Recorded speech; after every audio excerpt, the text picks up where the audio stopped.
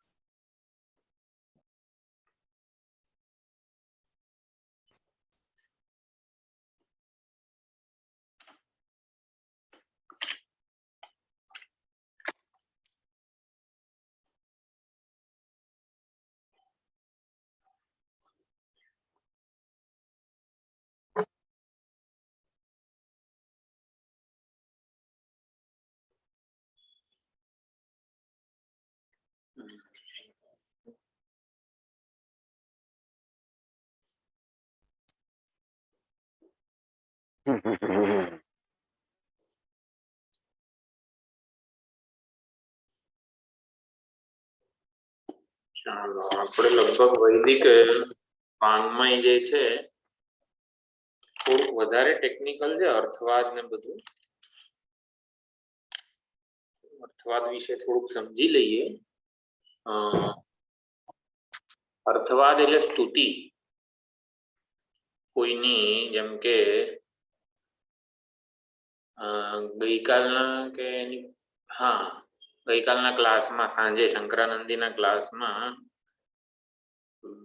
વેદ વાક્યો જે છે એ કર્મકાંડમાં એટલે કર્મફળની સ્તુતિ કરતા હોય જેમ કે સ્વર્ગનું વર્ણન કરતા હોય આપણા કઠોપનિષદમાં જ સ્વર્ગે લોકે ન ભયં કિંચનાસ્તિ ન તત્ર ત્વં ન જરાયાપી વિવેતિ ઉભે તીર્થવા અશનાયા પીપાસે શોકાતિગો મોદતે સ્વર્ગલોકે તો સ્વર્ગનું વર્ણન આવે તો કે ત્યાં નિર્ભેળ સુખ હોય છે ત્યાં જરાવસ્થા નથી ત્યાં બધી મર્યાદા જે પૃથ્વીલોક ઉપર જે આપણને મર્યાદિત પરિચ્છિન્ન સુખ દુઃખ મિશ્રિત સુખ મળે છે એવું સ્વર્ગમાં નથી વગેરે સ્વર્ગનું જે કંઈ સ્તુતિ વગેરે થતી હોય તો એ અર્થવાદ છે અર્થવાદ એટલે શું કે આપણા વેદાંતી તો એવું જ કહે છે કે સ્વર્ગ પરક જે કોઈ વાક્યો જે છે એ વૈરાગ્ય માટે જ છે સ્વર્ગમાં ઉત્કૃષ્ટ ભોગો મળે છે અથવા અને સુખ જે છે ને પૃથ્વીલોકના ભોગો કરતા ઉત્કૃષ્ટ સુખ છે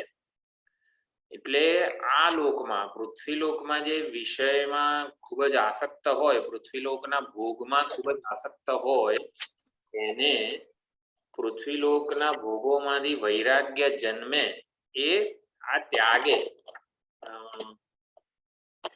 પૃથ્વીલોકના ભોગોમાંથી ઉપર ઉઠે એ હેતુથી સ્વર્ગના ભોગોનું ઉત્કૃષ્ટત્વ પ્રતિપાદન થયેલું છે કોઈ મોટો થાય છોકરો છતાં પણ લખોટી રમવાનું છોડતો ના હોય.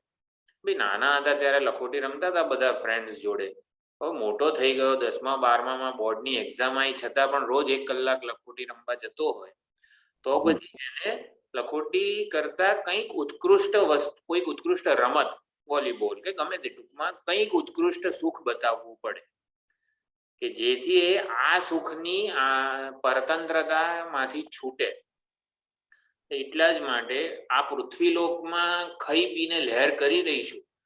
આપણે શું ભણવાની જરૂર છે? વેદ ને કર્મો અને બધું આ બધું કંઈ કરવાની જરૂર નથી. અહીંયા મહેનત કરીને બધું આપણને મળી જતું હોય ઈષ્ટ વસ્તુઓ, તો પછી શું મહેનત કરવાની જરૂર છે? એટલે આ લોકના જ ભોગમાં રચ્યા પચ્યા રહેનારા માટે સ્વર્ગનું વર્ણન કર્યું.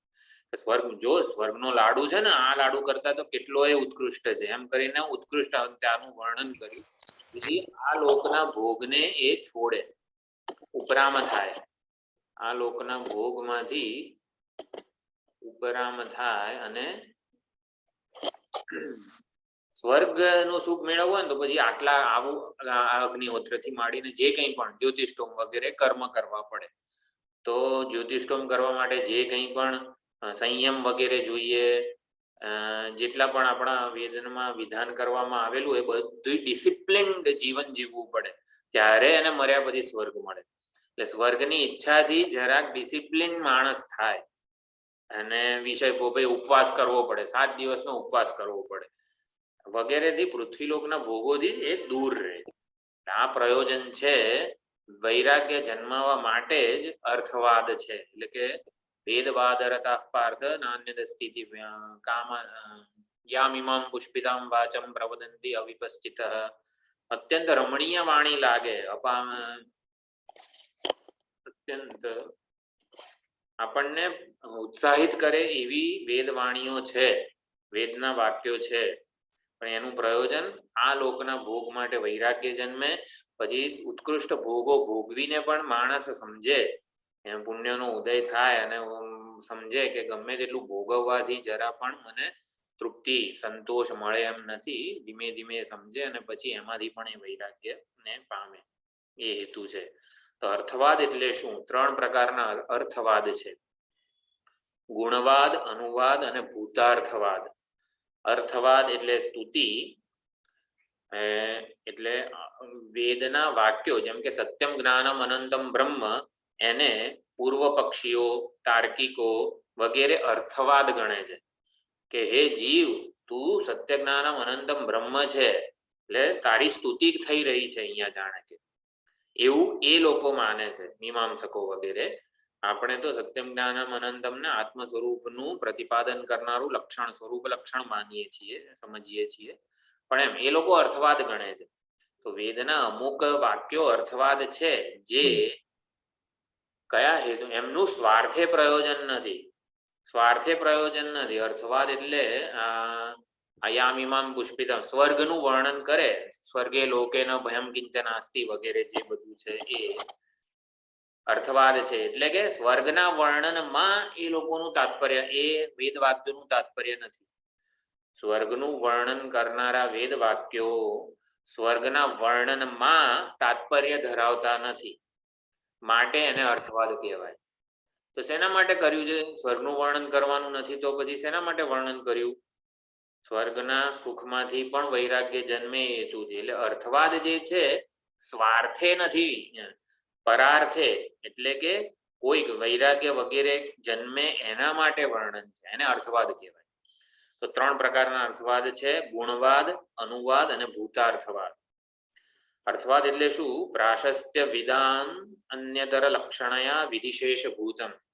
પ્રાશસ્ત્ય વચન એટલે કે પ્રશસ્ત, એટલે કે અત્યંત વખાણ કે સ્તુતિપરક જે વાક્યો છે એ, અને લક્ષણયા વિધિશેષ ભૂતમ, વિધિ આત્મા વારે દ્રષ્ટવ્ય, શ્રોતવ્ય, મંતવ્ય, વિજિજ્ઞાસિતવ્ય વિધિ છે, એના શેષ રૂપે આ બધા અર્થવાદ છે.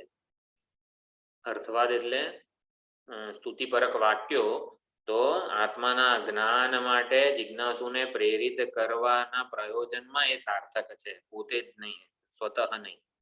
તો ગુણવાદ એટલે શું? પ્રમાણાંતર વિરુદ્ધાર્થ બોધક.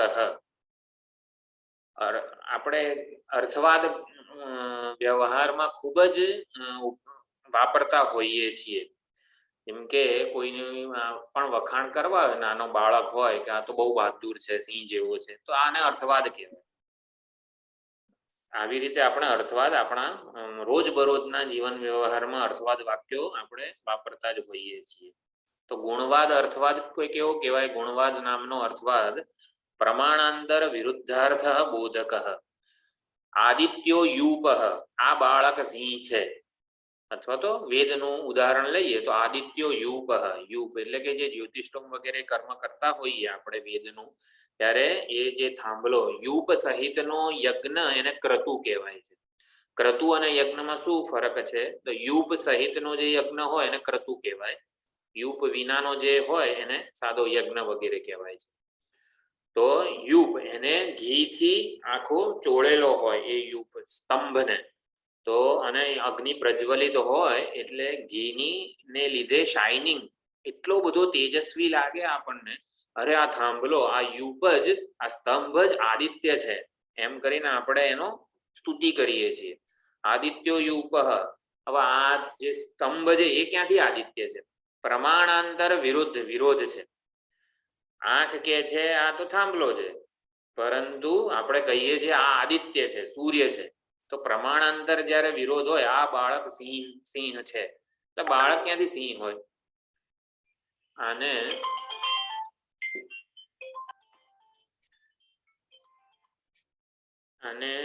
શું કહેવાય? ગુણવાદ કહેવાય. પછી અનુવાદ પ્રમાણાંતર પ્રાપ્તાર્થ બોધક. ઘણા એવા વેદ વાક્યો છે. અગ્નિ હિમસ્ય ભેષજમ, એ સિંગલ ડિજિટમાં છે અત્યારે ટેમ્પરેચર, એટલે બધાએ અગ્નિ તાપણું કરવું જોઈએ. આવું વેદ વાક્ય હોય તો પ્રમાણાંતર પ્રાપ્ત છે. ભાઈ આપણને ખબર જ છે કે ભાઈ ઠંડી લાગે તો તાપણું કરવું જોઈએ.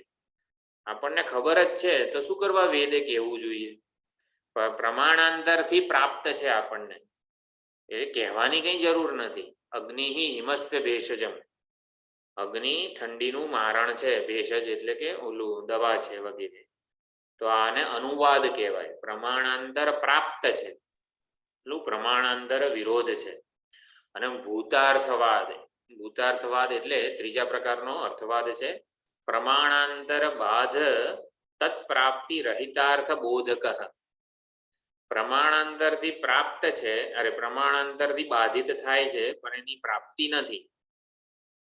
ઇન્દ્ર વૃત્રાય વજ્રમ ઉદયચ્છત, ઇન્દ્રએ વૃત્રાસુરને મારવા માટે વજ્ર ઉગામ્યું. આ જે વેદ વાક્ય છે એને ભૂતાર્થવાદ કહેવાય. Once upon a time this happened. આપણે એને કોઈ રીતે વેરીફાય નથી કરી શકવાના, એને ભૂતાર્થવાદ કહેવાય. રામજી 14 વર્ષનો વનવાસ કર્યો, આપણે કોઈ આપણી પાસે અવેલેબલ પ્રમાણથી એને વેરીફાય નથી કરી શકવાના.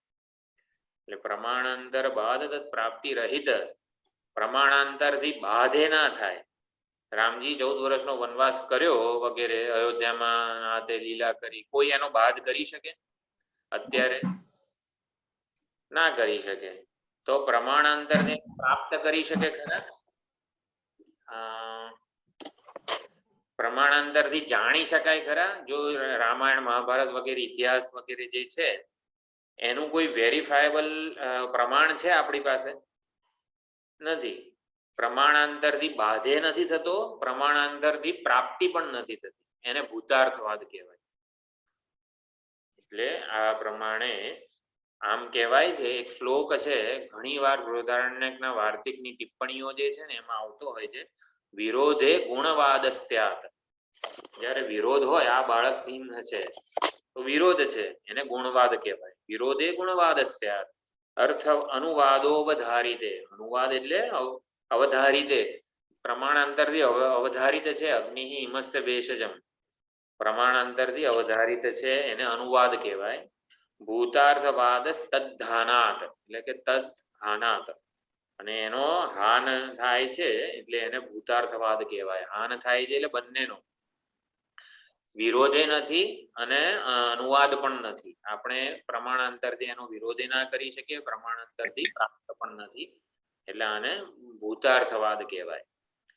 તો કયા કયા અર્થવાદ છે? 3 પ્રકારના અર્થવાદ: ગુણવાદ, અનુવાદ અને ભૂતાર્થવાદ. બરોબર.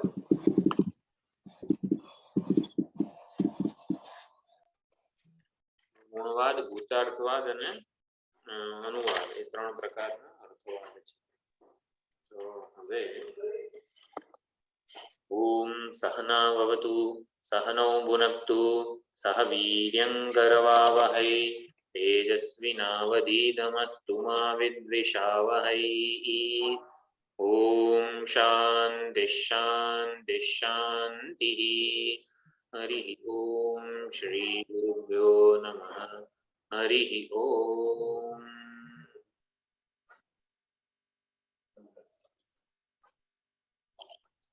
ઓમ સદાશિવસમારંભાં શંકરાચાર્યમધ્યમાં અસ્મદાચાર્યપર્યન્તાં વંદે ગુરુપરંપરાં. વંદે ગુરુપરંપરાં.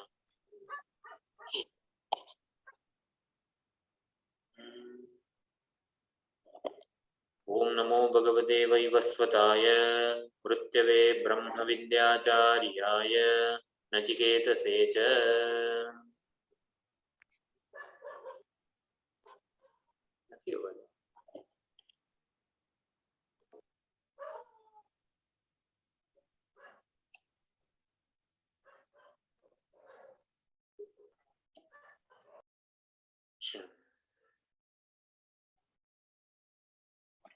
કઠેન પ્રોક્તમ કઠોપનિષદમ. કઠ વડે, કઠ ઋષિએ જેનું પ્રવચન કરેલું છે એને કઠોપનિષદ કહેવાય. વલ્લી, વલ્લી એટલે વેલ. તો દરેક અધ્યાય 2 અધ્યાય છે, 2 અધ્યાયમાં 3 વલ્લી છે, લતા છે. જ્યારે શરદચંદ્ર ભટ્ટ વગેરે જે વૈદિક બ્રાહ્મણો આવે છે ત્યારે વિન્યાસ, આપણા હૃદયમાં જે દેવતાઓનું આવાહન કરીએ છીએ, દેવો ભૂત્વા દેવમ યજેત, એમાં લલિતા સહસ્રનામ હોય વગેરે. તો કેવું છે કે ઓમ લલિતા દેવ્યೈ નમઃ, પછી શું છે, આપણે આસનમ સમર્પયામી, પુષ્પમ સમર્પયામી, એ વખતે ક થી માંડીને ઠ સુધી, કલમ ઠમ, એ એક એક વર્ણનો વિન્યાસ કરવામાં આવે છે. કમ, લમ, ઠમ, ક, ખ, ગ જે છે આગા ક થી માંડીને ઠ સુધીના અક્ષરોનો હૃદયમાં વિન્યાસ કરવામાં આવે છે. તો કઠ, ક થી માંડીને ઠ સુધીના જે છે, ત્યારે રુદ્ર એકાદશી, જે લઘુરુદ્ર એકાદશી નો જે પર્વ હતો એમાં જે મહાન્યાસ કર્યો હતો, આપણે લઘુન્યાસ તો કર્યો હતો પણ મહાન્યાસ કર્યો હતો, એમાં આ બધા વર્ણોનો એક એક એના ધ્યાન શ્લોકો સહિત આપણે બહુ લાંબો, લગભગ 1.25 કલાકનો મહાન્યાસ હતો. એમાં આ બધું કમ, ઠમ, લમ, રમ, આપણે કાયાવરણનું જે મંદિર છે આપણા લેક્ચર હોલ, એમાં પણ જે બહાર પોસ્ટર લગાવેલા છે એમાં આ બધા વર્ણો નો જુદી જુદી સ્થાનમાં, ચક્રોમાં વિન્યાસ કરવાનો, આ તે બધું આખી એક યોગની પ્રક્રિયા છે, એમાં બધું લખેલું છે. તો પ્રથમ અધ્યાયમાં જે આત્મતત્વનું વર્ણન થયું, જેનો સંક્ષેપ થયો, સંક્ષેપમાં જાણે કે વર્ણન થયું, એનો વિસ્તાર આ દ્વિતીય અધ્યાયમાં કરવામાં આવે છે.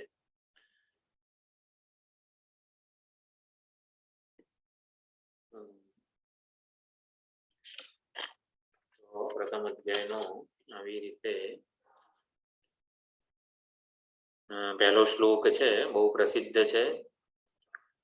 પરાંચિખાની વ્યતૃણત સ્વયંભૂ તસ્માત પરાન પશ્યતિ નાંતરાત્મન કશ્ચિદ ધીરઃ પ્રત્યગાત્માનમૈક્ષત આવૃત્ત ચક્ષુરમૃતત્વમિચ્છન. સ્વયંભૂ વાક્યના કરતા સ્વયંભૂ બ્રહ્માજીએ પરાંજી ખાની વ્યતૃણત, ખાની, ખા એટલે ખ એટલે આકાશ અથવા તો તન્માત્રાઓ, તન્માત્રાઓમાંથી બનેલી જે ઇન્દ્રિયો જે છે, એટલે સૂક્ષ્મ ચક્ષુ ઇન્દ્રિય વગેરે, આપણી જ્ઞાનેન્દ્રિયો, કર્મેન્દ્રિયો વગેરે જે છે એને પરાંચી, પરાક એટલે કે બહિર્મુખ બનાવી દીધી છે. બહિર્મુખ બનાવીને વ્યતૃણત, એનું હનન કરી નાખ્યું છે. કેમ હનન કરી નાખ્યું છે? ઇન્દ્રિયો બહિર્મુખ રહેવાના સ્વભાવ વાળી છે. આવો સ્વભાવ ઇન્દ્રિયોને આપીને બ્રહ્માજીએ ઇન્દ્રિયોને હણી નાખી છે. કેમ? કારણ કે પછી ઇન્દ્રિયોનો જે ઉપયોગ કરનાર, ઇન્દ્રિયો કરણ છે, સાધન છે. સાધનનો ઉપયોગ કરનાર જે જીવ છે, રથી, એ ઇન્દ્રિયો વડે બહિર્મુખ જ રહે છે. બહાર જ સુખ, શાંતિ, સલામતીને શોધ્યા કરે છે.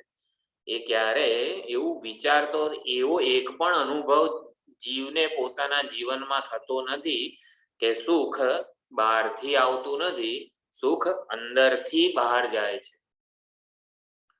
સુખ આપણને હંમેશા એવું લાગે છે, આપણો એક પણ અનુભવ એવો નથી કે જે કહી શકે, જે આપણું ધ્યાન દોરી શકે કે સુખ બહારથી આવતું નથી, સુખ અંદરથી બહાર જાય છે. આ હકીકત છે. સુખ કો, અસ્તિત્વ કો કે જ્ઞાન કો, અસ્થિ ભાતિ પ્રિય, અસ્થિ ભાતિ અને પ્રિય. આપણને એમ લાગે છે કે આ મોબાઈલ જે છે મોબાઈલ મને ભાસે છે, મોબાઈલ મને પ્રિય છે, કેમ મારો છે, મારા મમત્વનો એના ઉપર હક છે. તો આપણને એવું લાગે છે કે મોબાઈલમાં, એટલે કે અસ્થિભાતિ પ્રિય મોબાઈલમાં રહેલું છે, પરંતુ મોબાઈલમાં શું છે? એનું પોતાનું નામ અને રૂપ છે. મોબાઈલમાં નામ અને રૂપ છે. અસ્થિભાતિ પ્રિય તો અંદરથી બહાર જાય છે, બહારથી અંદર આવતું નથી. અસ્તિત્વ કો, જ્ઞાન કો કે આનંદ કો. અસ્તિત્વ, ભાન અને આનંદ અંદરથી બહાર જાય છે. આ ખૂબ જ સમજવાની વસ્તુ છે. બસ આવી અંતર્મુખતાનું જે રહસ્ય છે ને, અહીંયા પહેલા બે મંત્રોમાં પ્રગટ કરવામાં આવે છે.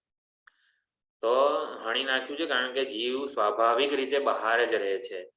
તસ્માત પરાન પશ્યતિ ન અંતરાત્મન. એ અંતરાત્માને જોતો જ નથી. અંતરાત્માને, જેના લીધે ઇન્દ્રિયો બધું વિષય ગ્રહણ કરે છે, મન ચિંતન કરે છે, બુદ્ધિ વિચારે છે, નિર્ણય લે છે, કાર્યકરણ સંઘાત તે પોતાના વિષયોમાં પ્રવૃત્તિ કરે છે, એ શેના લીધે કરે છે ને એ જોતો નથી, ખાલી પ્રવૃત્તિઓને જ જોઈ રાખે છે. આમ કશ્ચિત ધીર, તો આ એક અજ્ઞાની કે અવિવેકીની વાત કરી. વર્તમાન, આપણા જીવનમાં જે વર્તમાન પરિસ્થિતિ છે એની વાત કરી. હવે કરવું શું જોઈએ? કશ્ચિત ધીર પ્રત્યેગાત્માનમ ઈક્ષત. કોઈક ધીર, કોઈક વિરલો એવો પુરુષ હોય જે આવૃત્ત ચક્ષુ અમૃતત્વમ ઇચ્છન, આવૃત્ત ચક્ષુ બને છે, અંતર્મુખ બને છે, પોતાની ઇન્દ્રિયોને બહિર્મુખી રહેવા દેતો નથી, વિષયો સાથેના સંગથી મુક્ત રાખે છે ઇન્દ્રિયોને. એટલે કે ઇન્દ્રિયો જ્યારે વિષયોનો સંપર્ક ના કરે, એટલે કે એમાં સત્ય બુદ્ધિ કે મહત્વ બુદ્ધિ ન જુએ, ઇન્દ્રિયોને સુખ તો જોઈએ જ છે. એકવાર આપણે બુદ્ધિ કે મન વડે એ સુખ એને બહાર લેવા ના દઈએ તો પછી એ સુખ કે સલામતી વગેરેને અંદર જોવાનો પ્રયત્ન કરે. આમ એ વસ્તુ સમજવાની છે. પ્રત્યેગાત્માનમ ઈક્ષત, પ્રત્યેગાત્માને પામવાની ઈચ્છાથી, જાણવાની ઈચ્છાથી આવૃત્ત ચક્ષુ બને છે, એટલે કે ઇન્દ્રિયોને અંતર્મુખ બનાવે છે. અમૃતત્વમ ઈચ્છન, પ્રત્યેગાત્માનમ ઈચ્છન અને અમૃતત્વમ ઈચ્છન બે વસ્તુ છે. તો પ્રત્યેગાત્માને જાણવાની ઈચ્છા છે, અમૃતત્વને પ્રાપ્ત કરવાની ઈચ્છા છે. આ ઈચ્છા હોય તો અંતર્મુખ થવાય. અંતર્મુખ થવા માટેની બે શરતો અહીંયા કીધી. પ્રત્યેગાત્માનમ ઈચ્છન અને એટલે ઈક્ષત અને અમૃતત્વમ ઈચ્છન. આ બે પ્રકારનું આપણે આપણી વાસના કે ઈચ્છા ડેલિબરેટલી ક્રિએટ કરવી પડે. આપણામાં અલ્પ કે મંદ વાસના હોય આ પ્રત્યેગાત્માને જાણવાની કે અમર તત્વને, અમરતાને પ્રાપ્ત કરવાની, તો એને તીવ્ર અને એકદમ દ્રઢ, બળવાન બનાવવી પડે. તો આ પ્રમાણે અર્થ છે. તો પ્રથમ પંક્તિ જે છે, બહિર્મુખી, અવિવેકી અથવા તો જે સામાન્ય માણસ છે, પ્રાકૃત મનુષ્ય છે, એનું વર્ણન કરેલું છે. તો પ્રાકૃત મનુષ્ય બહિર્મુખ કેમ રહે છે? કારણ કે વિષયોમાં એને મહત્વ બુદ્ધિ, સુખ બુદ્ધિ વગેરે છે. તો કયા કયા, જો આપણે વિષયમાં જે સુખ મળે છે એને પરતંત્ર છીએ અત્યારે, કોઈ પણ પ્રાકૃત મનુષ્ય બહુ જાજો વિચાર ના કર્યો હોય તો સુખ બહારથી મેળવવાનો પ્રયત્ન કરે. તો સુખ માટે એ પરતંત્ર છે, બીજા ઉપર કે બહાર જગતમાં આધારિત છે કે કોઈક મને સુખ આપો વગેરે. આ આત્મપુરાણમાં પણ બધી સુંદર ચર્ચા થઈ જ રહી છે કે આનંદ કે સુખ જે છે એને આપણે બહાર જ શોધી રહ્યા છીએ, કારણ કે આપણે આપણો પોતાનો સ્વીકાર કરતા નથી. એટલે સ્વીકૃત હું જન્માવવા માટે, સ્વસ્થ હું જન્માવવા માટે મને બહારના કોઈક નિમિત્તોની જરૂર છે. તો એ કયા કયા નિમિત્તો છે? સુખ આપણને, એટલે આપણે સુખને કઈ રીતે પરતંત્ર છીએ એ સમજીએ તો પછી એ પરતંત્રતામાંથી મુક્તિની દિશામાં પ્રયત્ન કરી શકીએ. તો સૌથી પહેલા એક સ્થૂળ સ્તરે જે સુખ અનુભવાય છે આપણને, સૌથી વધારે સ્થૂળ સુખ વિષય સુખ વગેરે છે. કામ પુરુષાર્થ જેને કહેવાય છે, ઈચ્છા પૂર્તિ વડે, વિષય પ્રાપ્તિ કે ઈચ્છા પૂર્તિ વડે આપણે સુખ મેળવવાનો પ્રયત્ન કરીએ છીએ. ભોગવવાનું સુખ, કોઈ પણ વિષય વસ્તુ જે છે પદાર્થને ભોગવવાથી સુખ પ્રાપ્ત થાય છે. સૌથી શોર્ટ અને ઇઝીએસ્ટ વે છે સુખી થવાનો. એટલે બહુ ઝાઝો ના વિચાર કરીએ તો તમોગુણી સુખ, અથવા તો બીજાને હેરાન કરીને પણ મને સુખી થવું હોય તો એ તમોગુણી સુખ કહેવાય. હિંસા વગેરે કરીને પણ જલ્દીથી સુખી થઈ જવાય છે, જાણે કે એવી ભ્રાંતિ હોય છે. તો હવે આપણા બધા જે વડીલો હોય આપણને કે આ ભોગવ ના કરો, કંઈક કમાઓ તમે, તો તમારા ઘડપણમાં બધું ભોગવી શકશો. એટલે કામ પુરુષાર્થમાંથી જરા ઘડાયેલા જે માણસો હોય એ આપણને કહે છે કે અર્થ પુરુષાર્થ કરો, કંઈક ભેગું કરો તમે. અત્યારે જ કામ પુરુષાર્થ ભોગવવામાં પડ્યા ના રહો, રચ્યા પચ્યા ના રહો. એટલે અર્થ પુરુષાર્થ તરફ આપણને દોરે છે. એટલે માણસ ભેગું કરવામાં પડે છે, પછી ધન સંપત્તિ સત્તા વગેરે ભેગું કરવામાં, કમાવવામાં જાણે કે હવે પોતાનો પુરુષાર્થ માને છે. એટલે અર્થ કામમાંથી અર્થને વધારે મહત્વનું માને છે.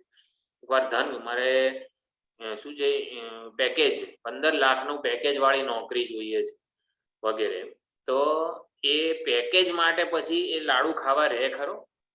જ્યાં સુધી એને આવી નોકરી ના મળે, અર્થ પુરુષાર્થનું એકવાર લક્ષ્ય મનમાં થઈ જાય ત્યાં સુધી એ વિષય સુખની કોઈ એને પરતંત્રતા રહેતી નથી.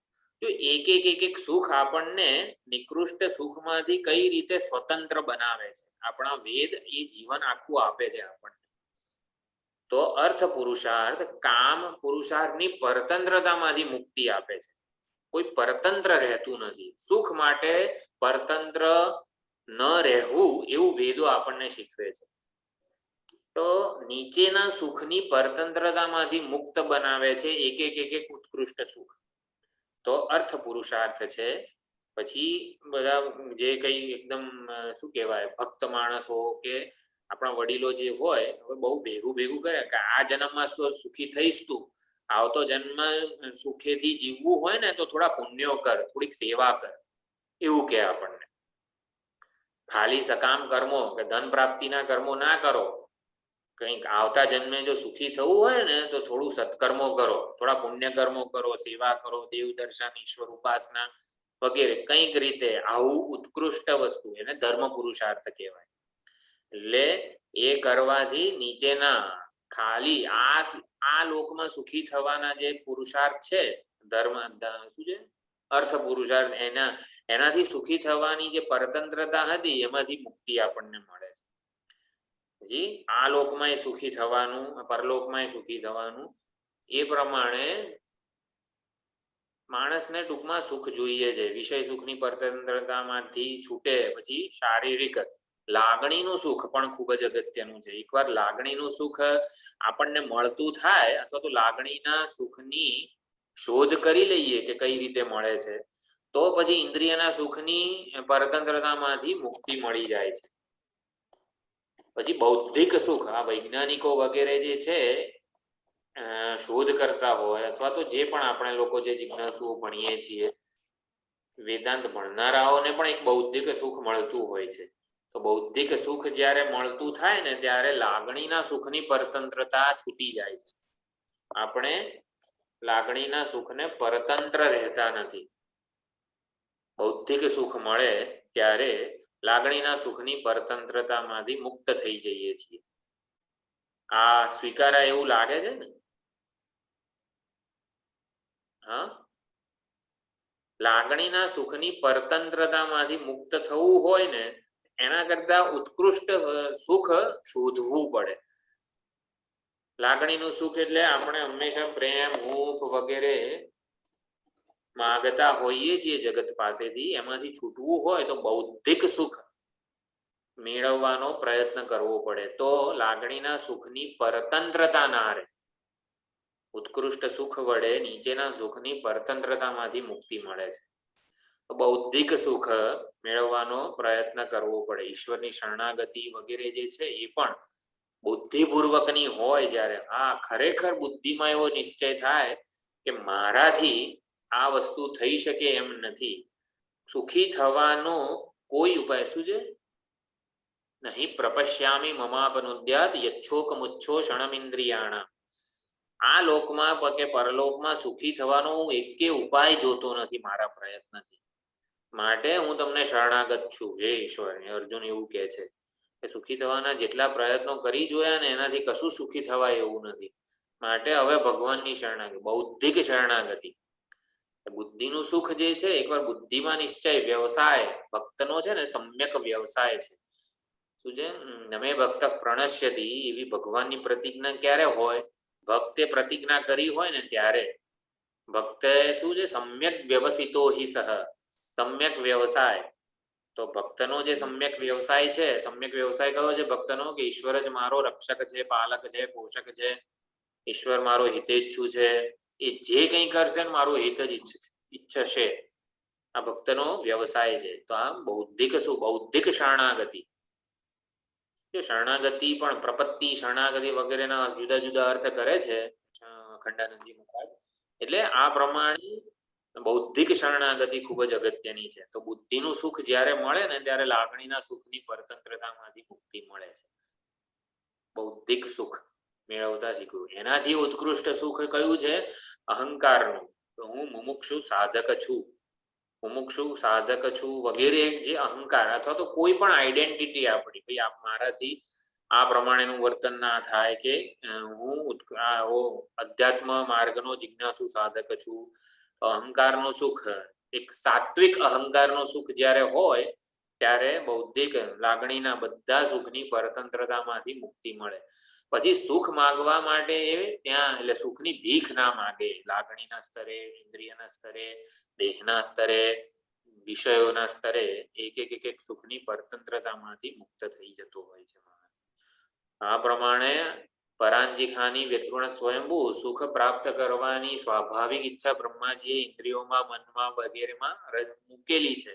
એમનો કોઈ વાંક નથી જો ઇન્દ્રિયો વિષય માટે પ્રવૃત્ત થતી હોય તો. એટલે હણી જ નાખી છે. એટલે આ બધું આપણે બહાર જ જોવું, ભટકવું વિષયોમાં, એ તો સ્વભાવ છે. સ્વભાવ માટે કોઈને દોષ ના આપી શકીએ, પણ આપણે હવે કરવાનું છે શું? તો કે અંતર્મુખ બનવાનું છે. વારંવાર દર્શન કરાવવા ઇન્દ્રિયોને કે જો બહાર ગઈ તો કેવો શું છે? ઢોલ પડેલો આપણને. એટલે કે જેમ વાંદરો હોય મગફળીને હાથથી પકડી રાખે ત્યારે કેટલા વાંસા ઉપર પાછળ ઓલા દંડા પડે છે. હા, તો એ દંડા પડે છે કારણ એનું કારણ શું છે? આગળ પકડી રાખેલી આસક્તિ વગેરે છે. વગેરે જે કંઈ પણ આપણે બધું ચિંતન કરેલું હોય એ ઇન્દ્રિયોને કહી શકીએ. તો કરવાનું કશ્ચિત ધીર પ્રત્યેગાત્મન આવૃત્ત ચક્ષુ અમૃતત્વમ ઈચ્છન. ધીર પ્રત્યેગાત્મન ઈચ્છત, આવૃત્ત ચક્ષુ અમૃતત્વમ ઈચ્છન. ચાર વસ્તુઓ છે અહીંયા. તો ધીર, ધીરમ ધિયમ ઈરયતિ, બુદ્ધિને જે પ્રેરણા આપે છે, બુદ્ધિને આત્મનાત્મ વિવેક, સાક્ષી સાક્ષ્ય વિવેક, દૃક દૃશ્ય વિવેક, ટૂંકમાં બુદ્ધિને જે આવી રીતે વિવેક પૂર્વક પ્રેરે છે એને ધીર કહેવાય છે. ધીયમ રાધી ઈરયતિ, પ્રેરે છે બુદ્ધિને, વિવેક વિચારમાં પ્રેરે છે. સ્વાભાવિક ચિંતન, સ્વાભાવિક કર્મોથી દૂર રાખે છે, એને ધીર કહેવાય છે. ધીરનો નિશ્ચય થયેલો છે બુદ્ધિમાં કે બહિર્મુખતા સુખ નથી, બહિર્મુખતા સફળતા નથી, સુખ જ સાચી સફળતા છે. અંતર્મુખતા જ સાચું સુખ છે. આવો નિશ્ચય થાય એને ધીર કહેવાય. અંતર્મુખતા જ સુખ છે, એ જ આધ્યાત્મિક સુખ, એ જ સાચું સુખ છે. આધ્યાત્મિક સુખ એટલે આવું અંતર્મુખતાનું સુખ. આત્માનું સુખ એને આધ્યાત્મિક સુખ કહેવાય. આત્મા કઈ રીતે પ્રગટ થાય? આખો જે દેહાદી સંઘાત છે એ એના તરફ વળેલો હોય ત્યારે આપણે અંતર્મુખતાનું સુખ મેળવી શકીએ છીએ. આપણે ધીર, આવો કશ્ચિત ધીર એટલે આવો કોઈક વિરલ પુરુષ હોય કે જે આવું જાણી શકે, સમજી શકે, ઓળખી શકે કે પારખી શકે કે સુખ એ જ સાચી સફળતા છે અને સુખ અંતર્મુખતા છે. અંતર્મુખતા જ સુખ છે, આત્માભિમુખતા જ સુખ છે. આત્મા જેટલે અંશે પ્રગટ થાય એટલું જ સુખ આપણને અનુભવાય છે. તો એ આત્માના આવિર્ભાવને વરેલો હોય એને ધીર કહેવાય છે. એને શું ઈચ્છા થાય છે? પ્રત્યેગાત્માનમ ઈચ્છત અમૃતત્વમ ઈચ્છન. પ્રત્યેગાત્માને ઈચ્છત, પ્રત્યેગાત્માને જોવાની ઈચ્છા છે, અમૃતત્વને પ્રાપ્ત કરવાની ઈચ્છા છે. તો પ્રત્યેગાત્માને જોવો છે, પ્રત્યેગાત્માને જાણવો છે. પ્રત્યેગાત્મા એટલે કોઈ પ્રકારનું આનંદ જે છે એને બહાર નથી શોધવાનો, એ અંદર પ્રાતિકુલ્યેન અંચતી ઇતિ પ્રત્યક. તો અંદર રહીને જે આવી રીતે અસ્થિ ભાતિ પ્રિય જેનું સ્વરૂપ છે, જે અંતરાત્મા છે, એ પ્રત્યેગાત્મા છે. એટલે પ્રત્યેગાત્મા જેટલે અંશે આવિર્ભૂત હશે એટલે અંશે સુખ અનુભવાશે. યથા યથા પ્રત્યગવસ્થિતમ મનઃ તથા તથા મુંચતિ બાહ્ય વાસનાઃ. જેટલે અંશે મન પ્રત્યેગાત્મા પ્રત્યેક અભિમુખ હશે, આત્મપ્રવણ હશે. આત્મપ્રવણ શંકરાનંદી મહારાજ આત્મપુરાણનો શબ્દ છે. આત્મપ્રવણ, આત્મ અભિમુખ. પ્રવણ એટલે સુંદરતા અથવા તો અભિમુખતા. આત્માની સુંદરતા શું છે? તો કે પ્રિયતમ હોવું. આનંદ એનો સ્વરૂપ છે, પ્રેમ એનો સ્વભાવ છે. તો પ્રિયતમ છે કારણ કે આનંદ સ્વરૂપ છે, અથવા તો એ પ્રમાણે પણ સમજી શકાય. એટલે પ્રત્યેગાત્માનામાં ઈક્ષત, પોતાના પ્રિયતમ એવા આનંદાત્મ સ્વરૂપને જોવાની, જાણવાની ઈચ્છાથી એ આવૃત્ત ચક્ષુ બને છે.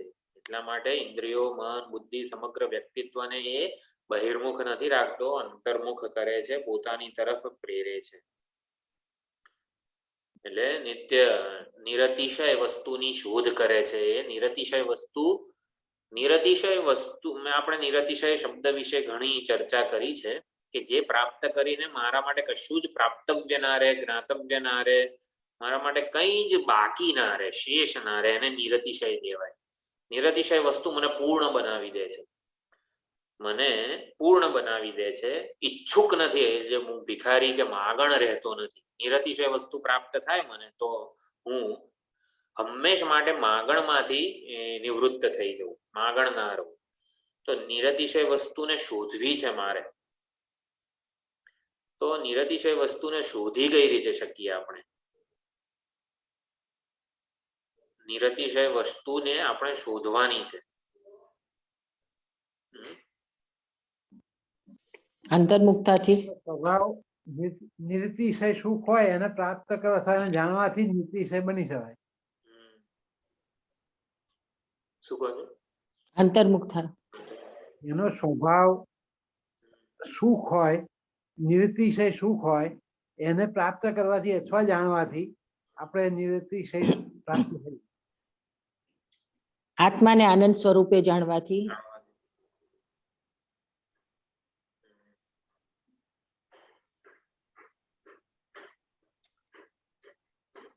નિરતિશયતા પ્રાપ્ત કરવાની વસ્તુ નથી. એટલે નિરતિશય વસ્તુ સુખ, શાંતિ ને સલામતી મારામાં જ છે. હા, એટલે ઇટ ઇઝ ટુ બી રેકોગ્નાઇઝડ. નિરતિશયતાને ઈચ્છી રહ્યો છું એ પહેલા સમજવું પડે. પ્રત્યેગાત્માનમ ઈક્ષત અમૃતત્વમ ઈચ્છન. નિરતિશયતા કહો, અમૃતત્વ કહો, એ જ મારી સ્વાભાવિક ઈચ્છા છે. કેમ? કારણ કે પ્રત્યેકમાં હું નિરતિશયતાને જ ઈચ્છી રહ્યો છું. પ્રત્યેક વસ્તુમાં નિરતિશયતાને જ ઈચ્છી રહ્યો છું. એટલે વસ્તુને નહીં, નિરતિશયતાને ઈચ્છી રહ્યો છું. આત્મનસ્તુ કામાય સર્વમ પ્રેમ, જે તે વસ્તુ વ્યક્તિ પરિસ્થિતિને નથી ઈચ્છતો, એમાં રહેલું જે આત્માનું જે પ્રતિબિંબ દેખાય છે મને, જાણે કે એને પ્રાપ્ત કરવા મથી રહ્યો છું. એટલે ઓળખવાનું છે નિરતિશયતા ગમે તેટલા પ્રયત્ન, અનાદિકાળથી પ્રયત્ન ચાલુ છે એને પ્રાપ્ત કરવાનો,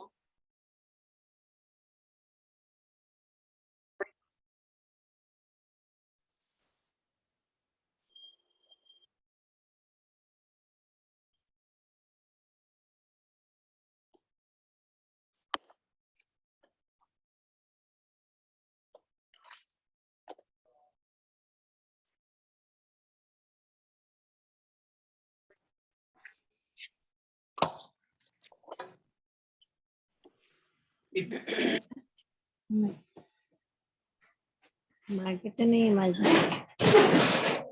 गाड़ी में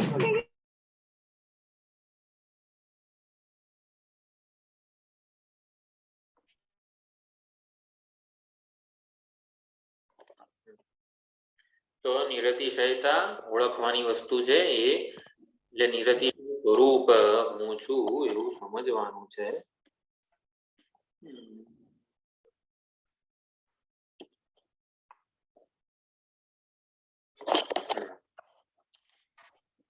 અવૃત્ત ચક્ષુઃ અંતર્મુખતાને જેમ જેમ એનું મૂલ્ય સમજાય, એનો અંતર્મુખ રહેવાનો એટલે અંતર્મુખતાનો અનુભવ પણ દ્રઢ થતો જાય કે હા ખરેખર અંતર્મુખતા, એટલે બુદ્ધિમાં નિશ્ચય પણ એવો થાય કે અંતર્મુખતા જ સુખ છે અને અંતર્મુખ રહીને સુખનો અનુભવ પણ થતો જાય. જેમ જેમ એમ આવૃત્ત ચક્ષુ જે છે યથા યથા પ્રત્યેક અવસ્થિત મનઃ, એ પ્રમાણે એ નિશ્ચય પાકો થતો જાય.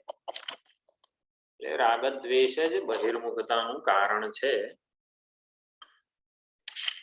તો પ્રથમ પંક્તિમાં આવી રીતે પ્રાકૃત કે સામાન્ય માણસ એટલે કે જે પ્રકારે અજ્ઞાન અવિવેક જીવનમાં પ્રવર્તમાન છે એને પરાંજી ખ્યાની વ્યતૃણત, એટલે કે હા બ્રહ્માજીના બૃહદારણ્યક ઉપનિષદમાં જે પ્રથમ અધ્યાયનું તૃતીય બ્રાહ્મણ હતું, ઉદ્ગીત બ્રાહ્મણ, એમાં આખી આ ચર્ચા આવે છે. બ્રહ્માજીના બે પ્રકારના એટલે પુત્રો છે. દ્વયાહ પ્રાજાપત્યાહ દેવાશ્ચાસુરાશ્ચ તત કાનીયસા એવ દેવાહ જ્યાયસા અસુરાહ. બે પ્રકારના દ્વયાહ દ્વિપ પ્રકારાહ એવું ભાષ્ય લખ્યું છે. બે પ્રકારના પુત્રો છે બ્રહ્માજીના. કાનીયસા એવ દેવાહ, દેવો જે છે ને એ નાના છે અને પછીથી જન્મેલા છે. અને જ્યાયસા અસુરાહ, અસુરા સંખ્યામાં વધારે છે. એટલે બે વસ્તુ થઈ ગઈ. દેવો ઉંમરમાં નાના છે અને અસુરો સંખ્યામાં વધારે છે, આવું ઉપનિષદ કહે છે. એટલે કે દેવો ઉંમરમાં નાના છે અને સંખ્યામાં પણ નાના છે, અસુરો સંખ્યામાં મોટા છે અને ઉંમરમાં પણ મોટા છે, મોટા ભાઈઓ છે અસુરો, એટલે કે પહેલા જન્મેલા છે. તો આપણા સાધકમાં પણ આપણે જન્મીએ આ વેદાંત વગેરે શાસ્ત્રો કે કોઈ એ પ્રકારના સંસ્કાર મળેલા ના હોય તો આ દેવો અને અસુરો શું છે? દૈવી અને આસુરી વૃત્તિઓ છે. દૈવી અને આસુરી વૃત્તિઓ આપણે જન્મ્યા ત્યારથી ભૂખ તરસથી માંડીને જે કંઈ પણ આપણે બહિર્મુખ જીવન જ જીવતા આવ્યા છીએ. એટલે કે સ્વાભાવિક સુખ મેળવવા માટે પ્રયત્ન બહાર કરવો પડે વગેરે, બહિર્મુખતાના સંસ્કાર દ્રઢ છે, વધારે છે. એટલે આસુરી સંસ્કારો, સ્વાભાવિક કર્મ અને સ્વાભાવિક ચિંતનના સંસ્કારો પહેલેથી લઈને આવ્યા છીએ આપણે, અને પ્રબળ પણ છે. પછી ધીમે ધીમે સ્વામીજીના સંપર્કમાં આવ્યા વગેરે, આપણા શાસ્ત્રોના સંપર્કમાં આવ્યા, ભગવાનની ભક્તિ વગેરે. દૈવી વૃત્તિઓ ક્યારે જન્મી? જીવનમાં જન્મ્યા ત્યારથી નથી લઈને આવ્યા, ધીમે ધીમે પછીથી જન્મી છે અને પ્રમાણમાં ઓછી પણ છે. સ્વાભાવિક ચિંતન, સ્વાભાવિક કર્મ વધારે થાય છે. દૈવી ચિંતન આપણે 24 કલાકમાં 2 કલાક ક્લાસ શ્રવણ વગેરે કરીએ છીએ, બાકી સ્વાભાવિક ચિંતન જ ચાલતું હોય છે. જનરલી આપણી વાત નથી, પણ સામાન્ય મનુષ્યની વાત છે. એટલે આસુરી વૃત્તિઓ પ્રમાણમાં વધારે છે અને મોટી કે પ્રબળ છે, અને દેવો જે છે દૈવી વૃત્તિઓ એ ઉંમરમાં નાની પછીથી જન્મેલા છે અને પ્રમાણમાં ઓછી બળવાન છે. તો કરવું શું પડે? એ દેવો અને અસુરો વચ્ચે પહેલેથી વૈદિક કાળથી યુદ્ધ ચાલતું આવેલું છે. તો કોક વાર દેવો જીતે ને કોક વાર અસુરો જીતે. અસુરો જીતે એટલે દેવો કંટાળે કે કંઈક એવું કરીએ અને આ અસુરોને હંમેશ માટે જીતી લઈએ. એવું કંઈક કરું હું જેથી અસુરો ઉપર કાયમ માટે હું વિજય પ્રાપ્ત કરી લઉં. તો એમાં આખ્યાયિકા હતી ઉદગીથનું ગાન કરવાનું. તો દરેકે દરેક દેવતાઓ ચક્ષુને કીધું કે તું ઉદગીથનું ગાન કર, પછી વાણીને કીધું તું ઉદગીતનું ગાન કર, વગેરે વગેરે. બધી ઇન્દ્રિયો મન બધાને કીધું તું ઉદગીતનું ગાન કર, તું ઉદગીતનું ગાન કર. ઉદગીતનું ગાન કર એટલે કોઈક સત્કર્મ કર. તો વાણી સત્કર્મ કયું કરે કે ભાઈ ભગવાનના જપ કરે, ભગવાનનું ભજન ગાય, સંકીર્તન વગેરે ગમે તે જે પ્રકારની વાણીની સાધના હોય. આંખ શું કરે? તો આંખ ભગવત દર્શન વગેરે કરે. પગ શું કરે? તીર્થયાત્રા વગેરે કરે. દરેકે દરેક ઇન્દ્રિયો જે છે એ આવી રીતે સત્કર્મ કરે છે. તો સત્કર્મ કરે છે ત્યારે અસુરોને ખબર પડી જાય છે કે જો આ વાણી આવું સત્કર્મ કરે છે ને તો પાપમના વિધ્યન એટલે એ અસુરો શું કરે છે? જે સત્કર્મ કરતું હોય ને જે ઇન્દ્રિય કે જે દેવતા એને પાપ વડે વિંધી નાખે છે. તો દેવોને પાપ વડે વિંધી નાખે છે. વાણી જ્યારે સત્કર્મ કરે ત્યારે એને પાપ વડે વિંધી નાખે છે. તો વાણી જ્યારે ભગવાનનું સંકીર્તન વગેરે કરે, જપ કરે વગેરે, ત્યારે એ પાપથી લેપાયમાન થઈ જાય છે વાણી વગેરે. તો કયું પાપ વાણીમાં આવી જાય છે? ભગવાનનું જ ભજન કરતું હોય કોઈ તો એમાં પાપ કયું આવી જાય છે કે સ્વાર્થ. એક વાણી વગેરે છે ને પરિચ્છિન્ન તાદાત્મ્ય ધરાવે છે વાણી, વાક દેવતા વગેરે. એટલે સ્વાર્થ નું અભિમાન આવી જાય. સ્વાર્થ અને અભિમાન બે વસ્તુઓ છે. એ બે વસ્તુઓ હોવાથી અસુરોના પાપના આક્રમણથી એ લેપાયમાન થઈ જાય છે. હું આટલા જપ કર્યા, મેં આટલું 1 કલાક સુધી ઓમ નમઃ શિવાય વગેરે કર્યું, એવું અભિમાન છે. અને સ્વાર્થ એટલે કે સત્કર્મ કરતી વખતે પણ હવે મારી નોંધ લેવાવી જોઈએ. આટલું સુંદર પૂજા કરી, કોઈએ નોંધે ના લીધી. થોડોક સ્વાર્થ હોય છે સત્કર્મોમાં પણ. દેવોમાં સ્વાર્થ અને અભિમાન દરેકે દરેક જ્યારે ઇન્દ્રિયો આપણી જ વાત થઈ રહી છે. બ્રહ્માજી એટલે કોઈ ઓલા નથી, આપણામાં દૈવી આસુરી સંસ્કારો જે છે એની જ વાત થઈ રહી છે. તો સ્વાર્થ અને અભિમાન હોવાથી અસુરો પાપથી લેપાયમાન કરી દે છે અને પછી એ સત્કર્મ જે છે ને એ એટલે આધ્યાત્મિક પ્રગતિ કરાવતું નથી. જાણે દરેક કર્મેન્દ્રિય, દરેક જ્ઞાનેન્દ્રિયમાં સ્વાર્થ અને અભિમાન રહેલું છે. સ્વાર્થ એટલે શું? આમાં મારું શું, આમાં મારે શું, મને શું મળશે. અને અભિમાન, મેં આ કર્યું છે, મેં આટલું કર્યું. એટલે એક નોંધ લે મારી કોઈ. શું છે? સીકિંગ એપ્રુવલ જેને કહેવાય છે.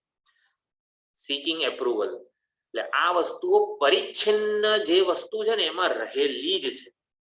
પરિચ્છિન્ન એટલે સીમિત. આંખ પરિચ્છિન્ન સાધન છે, એમાં આ સ્વાર્થ અને અભિમાન રહેલા જ છે. તો હવે કરવાનું શું? ઉદગીથનું ગાન કરવું હતું એટલે કોઈક સત્કર્મ કરવું હતું. સત્કર્મ હંમેશા સ્વાર્થ અને અભિમાન થી લેપાયમાન થઈ જ જાય છે. આપણે આટલા વર્ષોથી સાધના કરી રહ્યા છીએ. શેના માટે કરી રહ્યા છીએ? કે હંમેશ માટે અસુરોને જીતી લઈએ. તો એ લોકોએ પછી શું કીધું? ભાઈ પ્રાણને કીધું ભાઈ તું ઉદગીથનું ગાન કર. તો પ્રાણને કીધું તું ઉદગીથનું ગાન કર. ત્યારે પછી પ્રાણે ઉદગીથનું ગાન કર્યું. તો જેવું પ્રાણે ઉદગીથનું ગાન કર્યું ત્યારે બધા અસુરો આવ્યા અને એને પાપથી વિંધવાનો પ્રયત્ન કર્યો. પરંતુ પ્રાણ જે છે ને એ સમષ્ટિ છે, એટલે કે એમાં સ્વાર્થ અને અભિમાન આ બે વસ્તુ નથી. માટે એ અસુરો પાપથી વિંધી ન શક્યા પ્રાણને. અને શું થયું? યથા અશ્માનમ લોષ્ટમ વિધ્વંસેત. એટલે મોટો પહાડ હોય એના ઉપર માટીનું ઢેફું નાખીએ તો શું થાય? એ માટીનું ઢેફું ચૂરે ચૂરું થઈ જાય. તો એમ આ પ્રાણ પહાડ સમાન હતો. એના ઉપર આ અસુરોએ માટી રૂપી પાપનું ઢેફું ફેંક્યું. તો એટલે કે અસુરો જ પોતે છિન્ન ભિન્ન થઈ ગયા. અસુરો પ્રાણને લેપાયમાન, પાપથી લેપાયમાન ન કરી શક્યા. એટલે પ્રાણ, તો પ્રાણ ત્યાં સમષ્ટિના અર્થમાં એટલે ચક્ષુમાં છે ને, ચક્ષુ ગોલક વગેરે પરિચ્છિન્ન તાદાત્મ્ય રહેલું છે. પરિચ્છિન્ન વસ્તુ સાથે જ્યાં સુધી તાદાત્મ્ય હોય ને ત્યાં સુધી પાપ, આસક્તિ, અધૂરપ વગેરે દોષોથી મુક્ત ન રહી શકીએ આપણે. અને એટલા માટે આ બ્રિંગિંગ ઈશ્વર ઇન્ટુ લાઈફ કોઈક રીતે જીવને ઈશ્વર સાથે જોડવાનું કામ વેદો કરે છે. એ કોઈક રીતે ઈશ્વર ચિંતન થાય. ઈશ્વર સમષ્ટિ રૂપ છે, એમાં સ્વાર્થ કે અભિમાન નથી. જેને કીધું ને કૃષ્ણ ભગવાને કે મારે કઈ પ્રાપ્ત કરવાનું નથી, મારે કઈ કામના નથી. શું છે? વર્તેયમ નાનવાપ્તમ વાપ્તવ્યમ વર્ત એવ ચ કર્મ. મારે કઈ પ્રાપ્ત કરવાનું છતાંય હું કર્મમાં પ્રવૃત્ત છું. એટલે ઈશ્વર કે પ્રાણ જે છે ને સમષ્ટિ છે, એમાં સ્વાર્થ અને અભિમાન નથી. કેમ? કારણ કે બધામાં એનો હું ભાવ રહેલો છે. પ્રાણ, આપણા શરીરમાં પ્રાણ જે છે ને, કે હું આંખમાં થોડોક વધારે રહું અને હાથ, આ ડાબા હાથનું કઈ એટલું બધું કામ નથી, તો ડાબા હાથમાં થોડો ઓછી શક્તિ આપું. પ્રાણ એટલે શક્તિ. તો જે શક્તિ છે ને, જેમ કે વીજળીમાં એવું કોઈ સ્વાર્થ અને અભિમાન નથી. વીજળીને તો હું સિસ્કા એલઈડી નો બલ્બ હોય ને એમાં થોડીક વધારે લાઈટ આપું, અને એક સાદો ઓલો CFL હોય ને એમાં ઓછી લાઈટ આપું.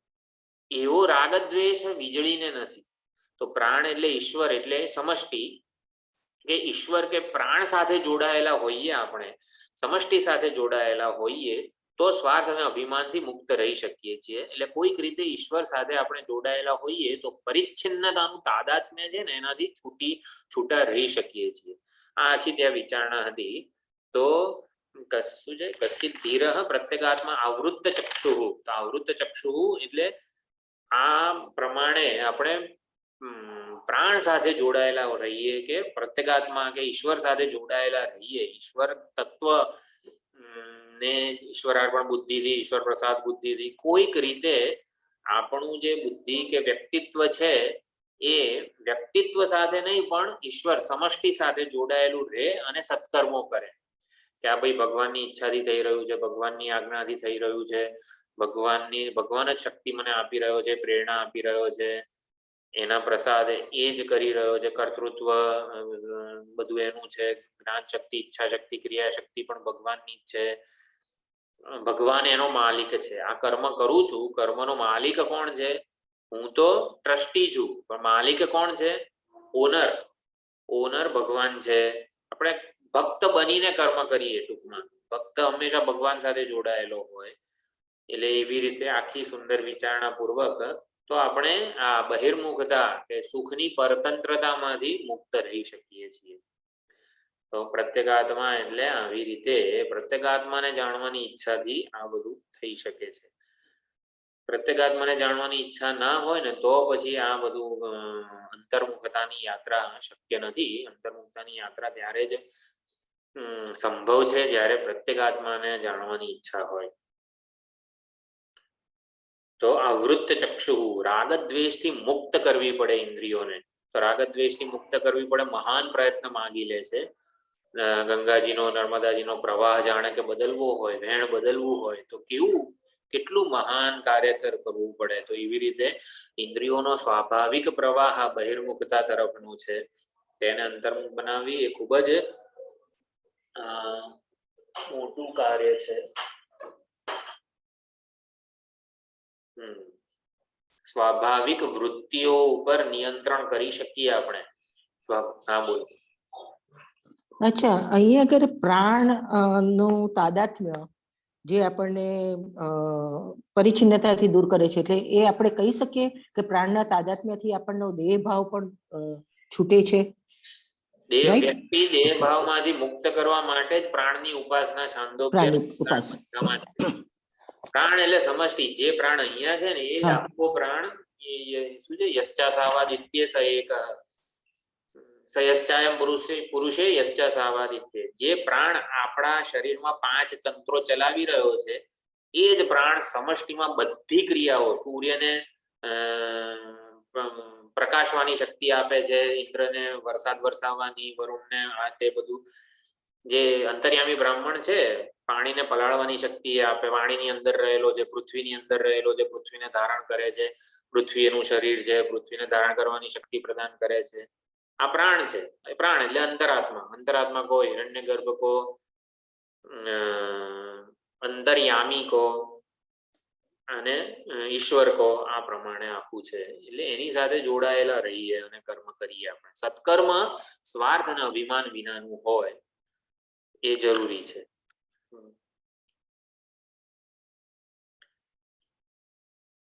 તો ધીર એટલે એક જ સાથે બહિર્મુખતા અને અંતર્મુખતા સંભવિત નથી. એક જ સાથે બહિર્મુખતા હોય એક જ વ્યક્તિ માટે અને અંતર્મુખ હોય એ વસ્તુ સંભવ નથી. એટલે બાહ્ય વિષયોના ભોગોના દર્શન કરીએ અને અંતરાત્માના પણ દર્શન કરીએ એ સંભવ નથી. વિષય સાથેનો સંબંધ તોડવો જ પડે. એટલે વિષયમાં સુખ બુદ્ધિ, મહત્વ બુદ્ધિ, રમણીયતાનો અધ્યાસ, શોભના અધ્યાસ જે કહેવાય છે, મુખ્યત્વે સુખ અને સલામતી. વિષયોમાં સુખ અને સલામતી જે છે ને નથી, એ આપણે એ શું છે, અનાત્મામાં આત્મબુદ્ધિ અને નામરૂપાત્મક જગતમાં સત્ય બુદ્ધિ, આ જે બે જે છે એ દૂર થવી જોઈએ. અત્યારો આ બે સ્તરે થતા હોય છે. તો આ પ્રમાણે ચાર વસ્તુ હતી: ધીર, આવૃત્ત ચક્ષુ, અમૃતત્વમ ઈચ્છન અને પ્રત્યેગાત્મ દર્શન. પ્રત્યેગાત્માનમ ઈક્ષત, ઈક્ષત એટલે ઈક્ષણ કરવું એટલે દર્શન કરવું. તો ચાર વસ્તુઓને આ શ્લોકમાં આપણે મુખ્ય રીતે આપણી સાથે સમજવાની. ધીર, વ્યવહારમાં ધીર, વ્યવહાર કરતા હોઈએ ત્યારે ધીર રહેવાનું. ધીર એટલે ધ્યમીરતી, ઈરયતી, પ્રેરયતી. આપણી બુદ્ધિને આપણે આવી રીતે સ્વાર્થ અને અભિમાન ન આવી જાય એનું ધ્યાન રાખવાનું. ધીર. પછી આવૃત્ત ચક્ષુ, સાધન, સાધક દશામાં સાધના કરી રહ્યા હોઈએ ત્યારે, આપણી જપ વગેરે, શ્રવણ વગેરે કોઈ પણ સાધના કરી રહ્યા હોઈએ ને ત્યારે આવૃત્ત ચક્ષુ રહેવાનું. આવૃત્ત ચક્ષુ એટલે ઇન્દ્રિય સમગ્ર વ્યક્તિત્વ જે છે એ આખું ઉલટ ભઈ મોરે નયન નકી. શું છે, સંસાર સુખ ગયા, સંસાર સાગરને પાર કરવાનો જ રહ્યો નહીં મીરાબાઈ માટે. કેમ? સુકાઈ ગયો છે. સુકાઈ ગયો હોય તો ક્યાંથી પાર કરવાનો રહે? આ સુકાઈ જેવું આવૃત્ત ચક્ષુ છે. ઉલટ ભઈ મોરે નયન નકી એટલે આંખો જે છે બહાર જોતી જ નથી. શેના માટે બહાર જુએ? કિમ પ્રજયા કરીશ્યામઃ યેષામ નઃ અયમ આત્મા અયમ લોક.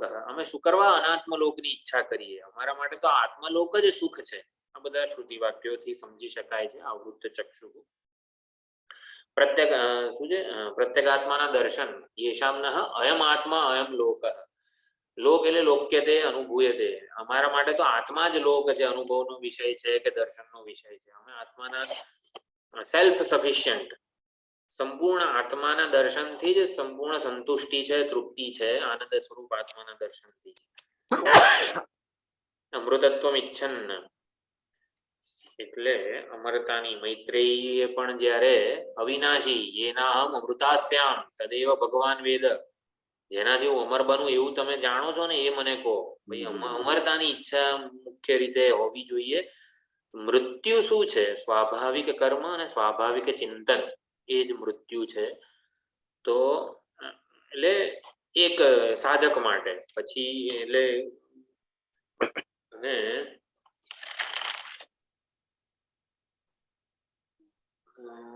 અમરતાની ઈચ્છા હતી. અમૃતત્વ સાધન એટલે અંતરંગ સાધન એનું મુમુક્ષુત્વ. હા એટલે જ્ઞાન. હા, અમરતાનું જ્ઞાન એટલે યાજ્ઞવલ્ક્ય મૈત્રેયીએ શું અમરતાનું સાધન માંગ્યું ત્યારે શું કીધું? આ બેસ, હું તને આત્માવારે દ્રષ્ટવ્ય શ્રોતવ્ય અને બધું. એટલે પહેલા કેન્દ્રિત કરાયું આત્મનસ્તુ કામાય સર્વમ પ્રિયમ ભવતી થી, અને પછી એનું સાધન જ્ઞાન આત્માવારે દ્રષ્ટવ્ય, શ્રોતવ્ય, મંતવ્ય, વિજિજ્ઞાસિતવ્ય, નિધિધ્યાસિતવ્ય. તો આ પ્રમાણે અમૃતત્વ પ્રાપ્ત કરવું છે તો એનું સાધન શું? અંતરંગ સાધન આવું જ્ઞાન. એટલે જ્ઞાનને વરેલા હોઈએ આપણે. આમ ધીર, આવૃત્ત ચક્ષુ, અમૃતત્વમ ઈચ્છન, પ્રત્યેગાત્માના દર્શન. આ પ્રમાણે આખું ચાર વસ્તુઓ આપણા જીવનમાં ખૂબ જ મહત્વની છે. આવૃત્ત ચક્ષુ, આવૃત્ત ચક્ષુ બનીએ. આવૃત્ત ચક્ષુ આપણું સમગ્ર વ્યક્તિત્વ બહાર બહિર્મુખ ન રહે અને અંતર્મુખ બને તો શ્રવણ દ્વારા ચિત્તને આત્મા આકારે ગ્રહણ કરવા માટે લાયક બને છે. આપણું ચિત્ત આત્માને સમજવાની ભૂમિકા, જેમ કહેવાય ને ટુ ડુ માંથી ટુ બી ઉપર આવી શકીએ આપણે ક્યારે? આવૃત્ત ચક્ષુ હોઈએ ત્યારે. કંઈક બનવાનો, કંઈક પામવાનો, કંઈક પ્રાપ્ત કરવાનો, કંઈક સિદ્ધિનો આવો અભિગમ અથવા તો માનસિકતામાંથી મુક્ત થવું, એને આવૃત્ત ચક્ષુ કીધું છે. હોવા માટે મને પ્રેમ હોય, હોવા માટે જ હું હંમેશા હોવાને વરેલો હોઉં, એ આવૃત્ત ચક્ષુ છે. એટલે આત્મા જેવો છે ને એવા બનીને રહીએ આપણે, એ આવૃત્ત ચક્ષુ છે. આત્મા કેવો છે? તો ભાઈ આનંદ સ્વરૂપ છે, પ્રેમ સ્વરૂપ છે, સરળ છે, એમાં કોઈ ગ્રંથિ નથી. એટલો બધો સરળ છે કે એની નોંધ જ લેવાતી નથી. તો આપણે પણ સરળ બનીને રહીએ. હું અહીં બેસીશ, અહીં નહીં બેસું, એ ગ્રંથિ થઈ. જ્યાં બેસવાનું, જ્યાં જગ્યા મળશે ને ત્યાં બેસી જઈશું, આને સરળતા કહેવાય. એટલે ટૂંકમાં સરળ બનીને રહીએ ત્યારે સરળ આત્માના દર્શન થાય. આત્મા નિર્ગ્રંથ છે, કોઈ પ્રકારનો આ ગ્રંથિ કે આગ્રહ નથી. તો એટલે આવૃત્ત ચક્ષુ વડે આત્મા જેવો છે ને એવા બનીને રહીએ. અને યોગાભ્યાસ વડે ચિત્તને આત્મનિષ્ઠ બનાવી શકીએ આપણે. તો બે પ્રકાર, એટલે બ્રહ્મ વિદ્યા જે છે, બ્રહ્મ વિદ્યાયામ યોગ શાસ્ત્રે. તો બ્રહ્મ વિદ્યા એટલે વિચારની ક્લેરિટી જે છે આપણને, શ્રવણ મનન નિધિધ્યાસન બ્રહ્મ વિદ્યા. યોગ શાસ્ત્ર એટલે એ પ્રકારની જીવન પદ્ધતિ. વિચાર કાળે, શ્રવણ કાળે વગેરે જે છે બ્રહ્મ વિચાર ચાલુ હોય વ્યક્તિત્વમાં, અને વ્યવહાર કરતી વખતે શું હોય? યોગ હોય જીવનમાં, યોગની ભાવના હોય. એટલે કે યોગ એટલે શું? ઈશ્વર સમર્પિત જીવન. બ્રહ્મ જ્ઞાની શ્રવણ મનન નિધિધ્યાસન વગેરે જ્યારે સ્વરૂપ સાથે હોય ત્યારે એ બ્રહ્મ સ્વરૂપે જ હોય છે.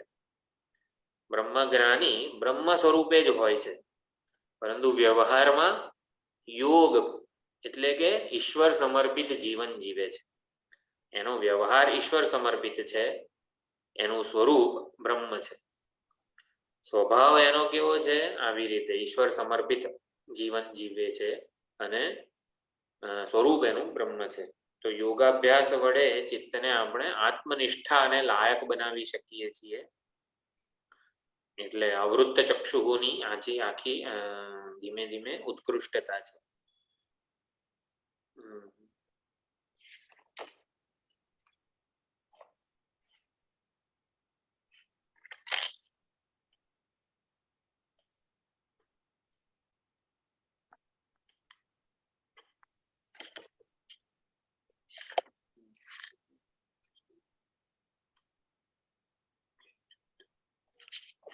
બીજો જે મંત્ર છે આ જ અર્થમાં બહિર્મુખતા જે છે એના લીધે શું થાય છે, તો બહિર્મુખી મનુષ્ય, અવિવેકી મનુષ્ય જે છે ને એનું શું થાય છે? પરાચઃ કામાન અનુયંતિ બાલાઃ તે મૃત્યોર્યંતિ વિતતસ્ય પાશમ અથ ધીરા અમૃતત્વં વિદિત્વા ધ્રુવમદ્રુવેષ્વિહ ન પ્રાર્થયન્તે. તો બહિર્મુખી અથવા તો અવિવેકી મનુષ્ય જે છે, બાલાહા બાળક બુદ્ધિના છે, અપરિપક્વ બુદ્ધિના છે, ક્ષુદ્ર ચિત્ત છે. ક્ષુદ્ર ચિત્ત છે એટલે કે મંદ બુદ્ધિ છે, બાહ્ય ભોગોને જ અનુસરે છે. અનુયંતી બાહ્ય ભોગો, સુખ શાંતિ સલામતી માટે બહાર જ યાત્રા કરે છે. અને તેથી મૃત્યોર્યંતી વિતતસ્ય પાશમ, તે મૃત્યુના યમરાજાના વિસ્તરેલા પાશમાં આવીને બંધાયેલા છે. યંતી એ અવિદ્યા કામ કર્મ, એ મૃત્યુ એટલે કે અવિદ્યા કામ કર્મનો રૂપે જે વિસ્તાર થયો છે મૃત્યુનો, અવિદ્યા કામ કર્મ જ મૃત્યુ છે. તો અવિદ્યા કામ કર્મ રૂપે જે વિસ્તાર થયો છે મૃત્યુનો, એના પાશમાં જે બંધાયેલા રહે છે. અથ હવે બીજા પ્રકારના જે ધીર પુરુષો છે, ધીરાહ અમૃતત્વમ વિદિત્વા, અમરતાને જાણીને, ધ્રુવમ અધ્રુવેશુ, અધ્રુવ એવા સંસારમાં ધ્રુવમ આત્મતત્વની ન પ્રાર્થયંતે, સુખ શાંતિ સલામતીની આ સંસારમાં પ્રાર્થના કરતા નથી, એ ધ્રુવની એટલે કે આત્મ સ્વરૂપમાં જ એને શોધે છે. બાલાહા એટલે બાળક બુદ્ધિના, મંદ બુદ્ધિના, એટલે કે અનુભવ પરથી પણ શીખતા નથી, વારંવાર એ લોકો જન્મ મૃત્યુના ચક્રમાં ફસાય છે, છતાં પણ શીખતા નથી કે જેને હું ઈચ્છી રહ્યો છું એ બહાર નથી, એ તો મારી અંદર છે. અને મૃત્યોહો વિતતસ્ય પાશમ, મૃત્યુનો જે પાશ છે કઈ રીતે વિસ્તરેલો છે?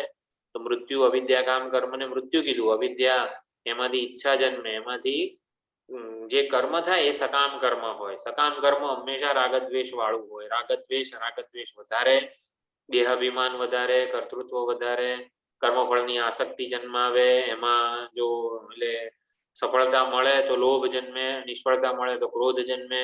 આખું જે આખો વિસ્તાર થાય છે અવિદ્યાનો આ રીતે. વિતતસ્ય પાશમ, આ પ્રમાણે અવિદ્યાનો વિસ્તાર થાય છે આપણા જીવનમાં. અધૂરપ વગેરે બધાને જે સત્યતા આપવાને લીધે જે આપણને ભોગવવું પડે છે એ મૃત્યુનો જે પાશ છે આવી રીતે વિસ્તરેલો છે આપણા જીવનમાં. પરંતુ હવે ધીર પુરુષો જે છે એ શું કરે છે? નિત્યની ઈચ્છા કરે છે. અમૃતત્વમ વિદિત્વા, અમરતાને કે નિરતિશયતાને, નિત્યતાને જાણવાની ઈચ્છા કરે છે. અને એટલા માટે શું થાય છે? ધ્રુવમ અધ્રુવેશુ ઇહ ન પ્રાર્થયન્તે.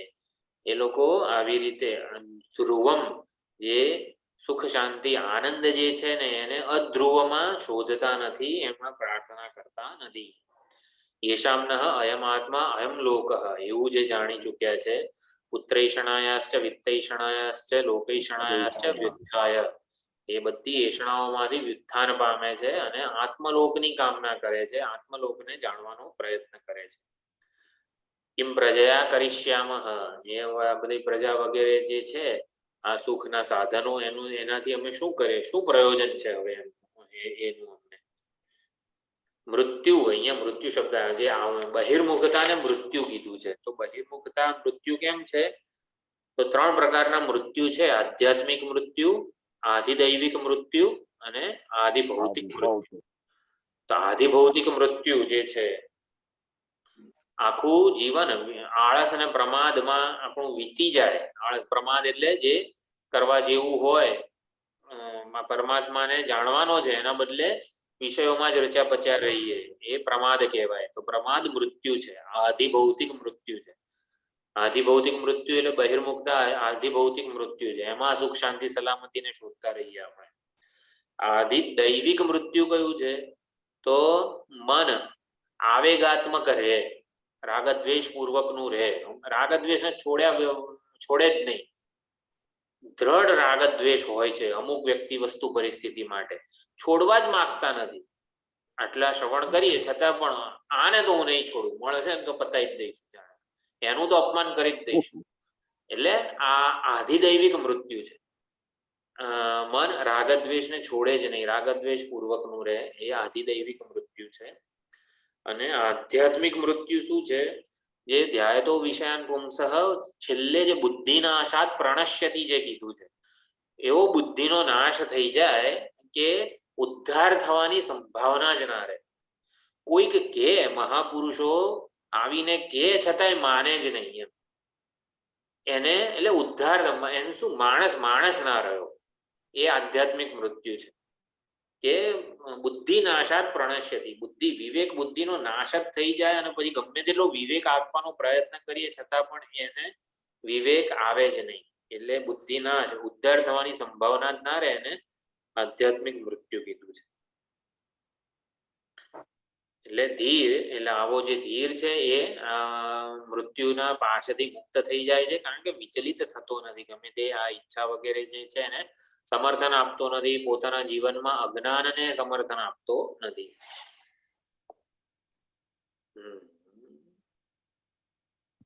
અખંડાનંદજી લખે છે ગોપી, હા બોલો. અચ્છા, આ આધ્યાત્મિક મૃત્યુ એને તમસ સાથે જોડવાનું છે કે આધિભૌતિક મૃત્યુને તમસ સાથે જોડવાનું?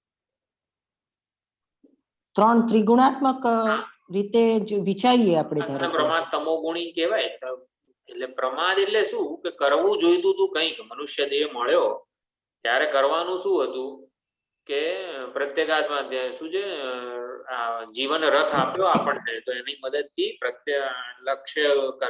લક્ષ્ય પ્રાપ્તિ કરવાની હતી. પરંતુ બહિર્મુખ રહીને ટાઈમ બગાડ્યો આપણે. એટલે એને પ્રમાદ, આળસ અને પ્રમાદને આધિભૌતિક મૃત્યુ કીધું છે.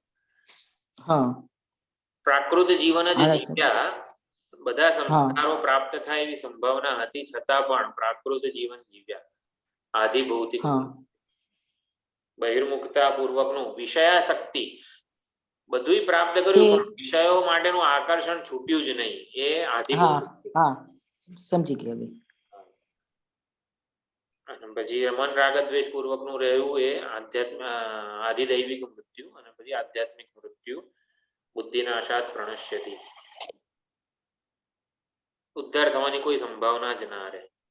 તો આ પ્રમાણે મૃત્યુના પાસેથી મુક્ત થઈ જાય છે. અખંડાનંદજી કરે છે, ગોપીઓ કહે છે, એસે વર કો ક્યાં વરુ જો જન્મે ઓર મર જાય.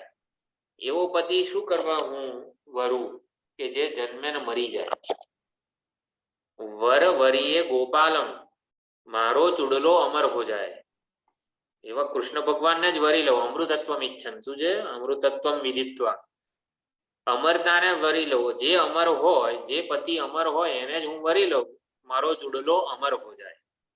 એટલે અમૃતત્વમ, અમરતા જે છે, અમરતા જેનો સ્વભાવ છે, સ્વરૂપ છે, એવું આત્મતત્વને આપણે વરી લઈએ તો પછી મૃત્યુથી હંમેશ માટે મુક્ત થઈ જઈએ.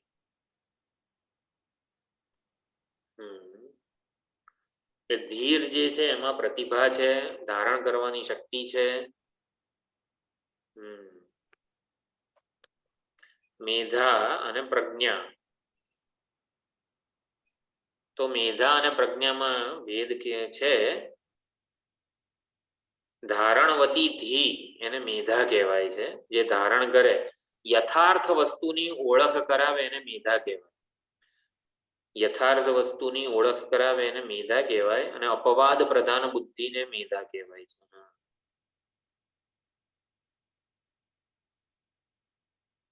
યથાર્થ વસ્તુને ઓની ઓળખ કરાવી આપે મેધા, અને અપવાદ કરીને એટલે કે શું છે, નેતિ નેતિ પૂર્વક આત્માનું જ્ઞાન આપણે કરાવીએ, એનું ધારણ કરાવે, ધારણ કરી શકીએ મેધા. ચાલો આ પ્રમાણે થોડું સંક્ષેપમાં બીજા મંત્રનો પણ અર્થ જોયો.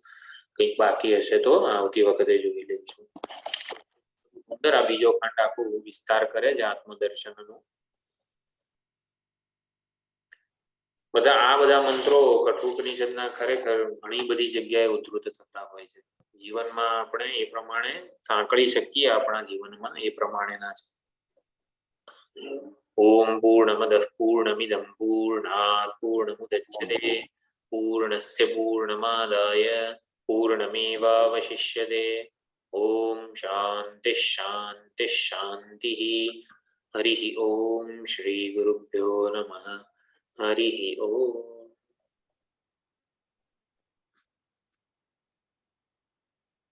મંગળવાર. હરિ ઓમ.